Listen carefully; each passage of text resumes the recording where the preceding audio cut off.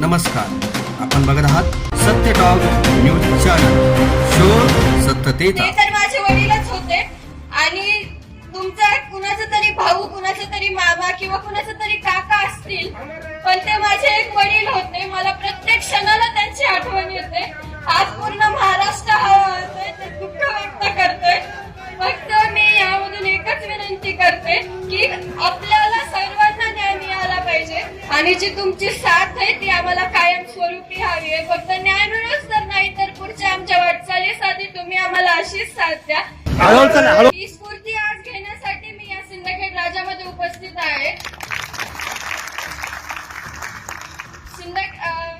जिजाऊंनी शिवाजी महाराजांना घडवलं आणि जे संस्कार त्यांना दिले ते संस्कार आज आपण जपत आलोय आणि त्या संस्कारामुळे हा लढा आपण इथपर्यंत आलाय आणि जी तुमची साथ आहे आमच्या सोबत त्यामुळे आज हा लढा उभा राहतोय आणि आपल्याला अन्यायाकडून न्यायाकडे जायचंय.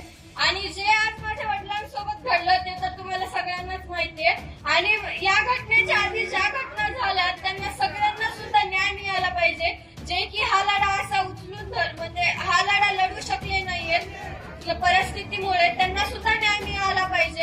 आणि हा न्याय आपण मिळवण्यासाठी जे असे मोर्चे निघतात त्यामध्ये मी विनंती करते की तुम्ही मोठ्या संख्येने सहभागी व्हा.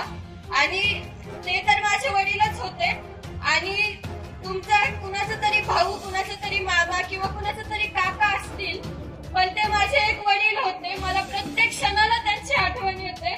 आज पूर्ण महाराष्ट्र हळहळतोय, ते दुःख व्यक्त करतोय. फक्त मी यामधून एकच विनंती करते की आपल्याला सर्वांना न्याय मिळाला पाहिजे आणि जी तुमची साथ आहे ती आम्हाला कायम स्वरूपी हवी आहे. फक्त न्याय मिळूच तर नाही तर पुढच्या आमच्या वाटचालीसाठी तुम्ही आम्हाला अशीच साथ द्या. आणि मुख्यमंत्र्याला मी एवढीच विनंती करते की तुम्ही लवकरात लवकर माझ्या वडिलांना न्याय द्या. या जिजाऊच्या जन्मस्थानावरून मी तुम्हाला ही विनंती करते की लवकरात लवकर माझ्या वडिलांना न्याय द्या आणि जे आरोपी आहेत त्यांना लवकरात लवकर अटक करा आणि त्यांना कठोरात कठोर शिक्षा अशी द्या की जे आज जे म्हणजे माझ्या वडिलांसोबत घडलंय किंवा त्या दुसऱ्या काकांसोबत घडलंय, ही घटना दुसऱ्यांदा करताना त्या आरोपीला सुद्धा वाटलं पाहिजे की नाही त्यावेळेस ती शिक्षा खूप झाली आणि ही शिक्षा माझ्यावर येईल, म्हणून त्याने सुद्धा हा गुन्हा न करता अशी तुम्ही शिक्षा त्या आरोपींना द्या आणि लवकरात लवकर माझ्या वडिलांना न्याय द्या. एवढीच मीडिया प्लॅटफॉर्मला लाईक, फॉलो आणि सबस्क्राईब करा.